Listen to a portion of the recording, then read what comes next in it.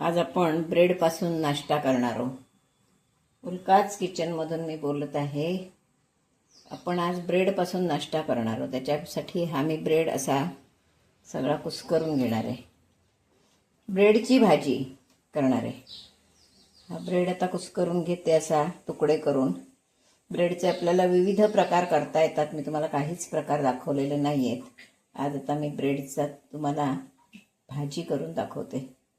असे त्यासाठी आधी हे सगळे स्लाइस मी असे तुकडे करून घेते आणि मग पुढची कृती दाखवते. आता आपण हा पाव कुस्करून घेतलेला आहे. त्याच्याबरोबर हा कांदा, ओली मिरची. आता आपण फोडणी तयार करणार आहोत. पटकन होणारी, सगळ्यांना आवडणारी अशी. कारण ब्रेड बटर बरीच जण रोज खातात. त्याच्यामुळे हे असं, किंवा मिसळपाव, उसळपाव असा होतो नेहमी, पावभाजी, पण हा प्रकार फार कमी होतो. त्याच्यामुळे मी जरा तुम्हाला हा प्रकार करून दाखवते. त्याला जरा पाव म्हटल्यावर थोडं तेल व्यवस्थित लागतं. तेल ओढून घेतो, त्याच्यामुळे तेल व्यवस्थित लागतं. तर आपण झटपट पुढची कृती करूया. तेल छानपैकी तापलंय.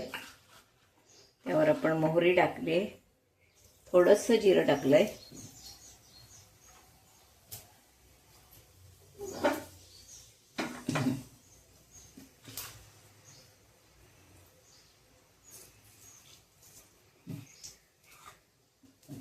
हे सगळं व्यवस्थित तापल्यावर आपण यामध्ये कांदा घालणार आहोत. 2 कांदे चिरून घेतलेले आहेत. मी वाटीभर कांदा घेतलाय. 2 कांदे असं सांगत नाही, 2 कांदे छोटे मोठे असू शकतात. त्याच्यामुळे हे आपण चांगलं परतून घेणार आहोत.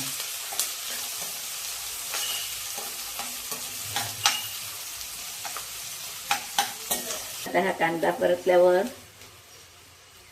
त्यावर कढीपत्ता घातलाय.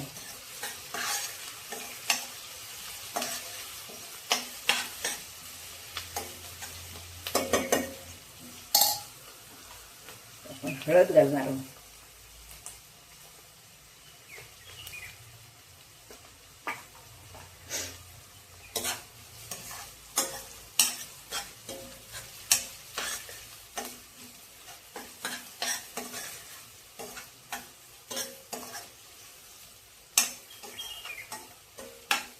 हा सुंदर वास येतोय, सुंदर.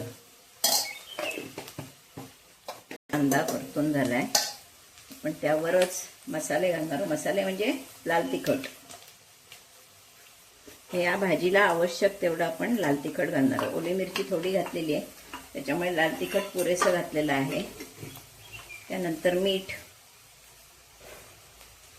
भाजीला लागेल एवढं मीठ अंदाजानं. आणि याला आवश्यक असणारी अशी साखर. साखर याला अगदी आवश्यक असते, ती छान लागते. साखरेमुळे त्याला एक वेगळी चव येते.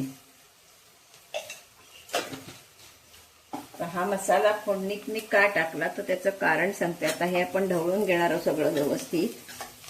आणि त्यामध्ये मी थोडं पाणी घालणार आहे, कारण पाव हा शुष्क होत जातो. म्हणून फोडणीत आता आपण थोडं पाणी घालायचं आणि वर मग पाव टाकायचा. म्हणजे पाव आपला मऊसूत आणि छान असा होतो आणि सगळीकडे मसाला व्यवस्थित लागतो. पाणी घातलं थोडं की मसालाही सगळ्या व्यवस्थित हा होतो. आणि आता आपण जे आपला पाव टाकणार आहोत तो मसाला व्यवस्थित सगळीकडे लागेल. तर असं उकळू द्यायचं आणि नंतर टाकायचं, म्हणजे हा मसाला सगळा विरघळतो. म्हणजे साखर वगैरे आपण जी घातली आहे ती सगळी विरघळते. आता हा मी पाव वाट टाकून ढवळून घेते.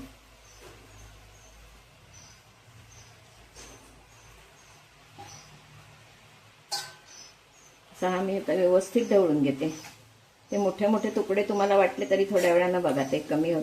एकतर कमी पण होईल आणि सगळं ते विरघळतं, मऊ होतं, खायला सोपं होतं. नाहीतर तो तडतडीत, आणि जसा राहील तसा तो आणखीन तडतडीत होत जातो. म्हणून असं करायचं.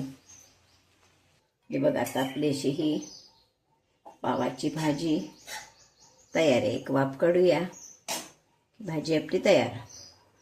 फोडणीत पाणी टाकल्यामुळे आपला मसाला सगळा व्यवस्थित लागतो, जळत नाही मसाला.